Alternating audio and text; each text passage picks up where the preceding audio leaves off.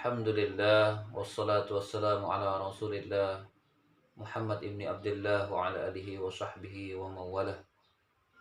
Rabbi shrah li sadri wa yassir li amri wahlul 'uqdatam min lisani yafqahu qawli. Rasulullah sallallahu alaihi wasallam yang menyatakan bahwasanya nanti di akhir zaman kiamat itu salah satu tanda-tandanya adalah kematian yang beruntun-runtun adanya. Kematian yang beruntun-runtun adanya, dan itu kayaknya saat ini sudah terjadi di antara kita. Hampir 15 hari sudah kami tidak henti-hentinya terus menangani jenazah dengan jumlah yang banyak.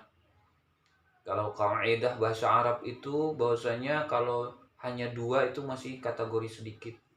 Tapi kalau kaidah bahasa Arab yang banyak adalah 3 atau lebih. Ini sudah perkaranya sudah banyak sekali. 4, 5, bahkan 6 orang.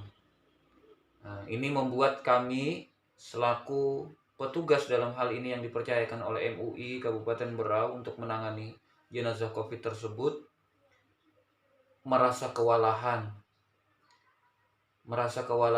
kemudian selanjutnya berpikir bagaimana caranya saya bisa mencari partner atau teman untuk selanjutnya melaksanakan pemulasaran jenazah COVID tersebut bersama para kader-kader, bersama para asatid yang lainnya. Yang mudah-mudahan nanti dari hal ini menjadikan kita terbuka hatinya ya, dengan kalimah bismillah ya, la haula wala quwata illa billah, berkenan nanti membantu saya, berkenan mendampingi kami sampai proses pemulasaran jenazah itu terlaksana dengan baik secara protap pada kesehatan, kemudian protap dalam agamanya. Kita dalam Islam, dasar hukum yang sangat kuat adalah Al-Qur'anul Karim. Kenapa demikian? Ya, karena salah satu status hukum dari sebuah aktivitas dalam agama Islam yang wajib dilakukan, yaitu bila kewajiban itu dilakukan oleh sebagian kaum muslimin, kewajiban untuk orang yang lain menjadi gugur. Nah, ini adalah fardu kifayah. Dalam arti yang tidak melaksanakan kewajiban tidak berdosa lagi. Dengan sebab ada kami, ada teman-teman dalam Al-Qur'an, kullu nafsin za'iqatul maut wa innama tuwaffawna ujurakum yaumal qiyamah faman zuhziha 'anil nar wa dakhalal jannata faqad faz wa mal hayatud dunya illa mata'ul ghurur. Nah, ini yang mendasari kami ya untuk fardu kifayah ini. Kullu nafsin za'iqatul maut, setiap yang memiliki napas, setiap yang memiliki jiwa akan merasakan mati. Dalam hadis yang diriwayatkan oleh Imam Muslim bahwasanya manusia itu akan tercipta dari 4 unsur. Unsur yang pertama adalah unsur yang disebut dengan nutfah, air. Unsur yang kedua disebut dengan unsur darah, mudghah. Kemudian unsur yang ketiga adalah unsur tanah, dan yang terakhir adalah unsur angin. Nafas di sini adalah jiwa. Jiwa itu adalah angin. Angin itu adalah ruh. Makanya kalau kita dalam kaidah bahasa Arab itu akan paham sekali. Ruh, rawaha yarwihu rauhan fahuwa rawihun. Yang kemudian di ujungnya kita bisa mentasrif sampai menjadi isim alat. Mirwahun adalah alat angin atau kipas angin.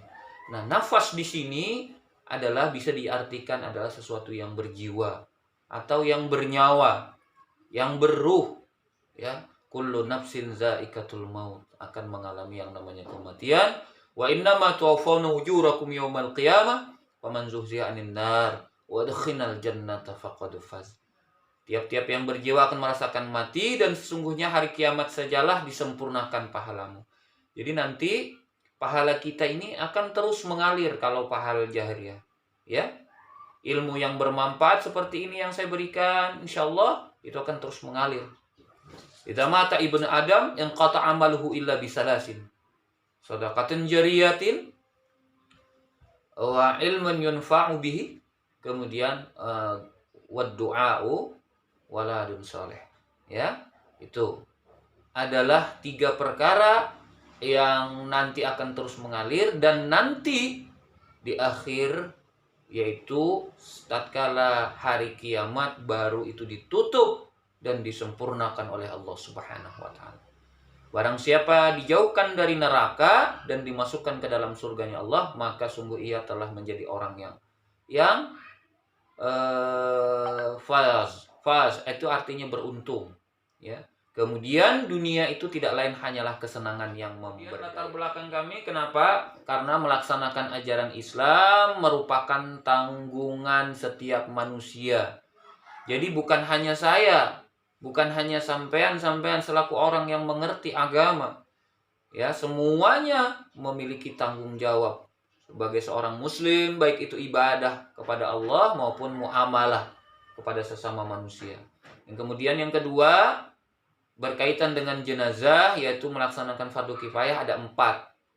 Kewajiban kita apa? Yang pertama, memandikan atau mentayamumkan, mensucikan mereka.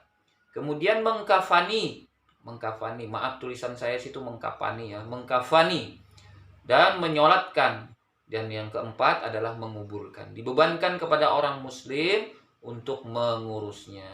Itu adalah fardu kifayah. Berlaku pada jenazah. Apabila ada jenazah, bagaimana? Hadis baginda Rasulullah SAW. An ibni Abbas radhiyallahu anhuma, maaf ini karena ini tulisannya manual, jadi tidak berbaris. Anna Nabiyya sallallahu alaihi wasallam qala fil ladzi saqata an rahilatihi igsiluhu bima'in wa sadrin wa kafanu fi thawbihi. Nah, ini dalilnya ya.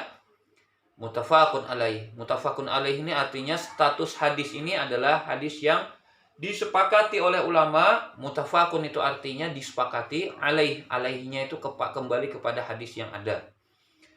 Menunjuk kepada hadis yang ada. Karena domirnya adalah ala, menunjuk, kemudian hi-nya itu kembali kepada kalimah hadis Ibni Abbas, dari Ibnu Abbas radhiyallahu anhuma, semoga Allah meridhoi keduanya. Kepada siapa? Dari Ibnu Abbas beserta anaknya, ya, anaknya beserta dengan Abbasnya, ya. Kemudian annan nabiyya, kalau perkataan kaidah anna, baik itu Al-Quran alaihi wasallam, bahwasanya anna tersebut adalah satu perkataan yang bimakna tauqid. Kalau yang mengaji hadis, mengaji kaidah bahasa Arab, anna itu bimakna tauqid. Tauqid itu menguatkan. Jadi kalau kalimat tersebut dimulai dengan kalimat anna, maka terjadinya itu pasti. Annan nabiyya sallallahu alaihi wasallam, sesungguhnya Nabi besar Muhammad sallallahu alaihi wasallam pernah berkata, qala berarti qala itu fi'il madi itu telah lampau.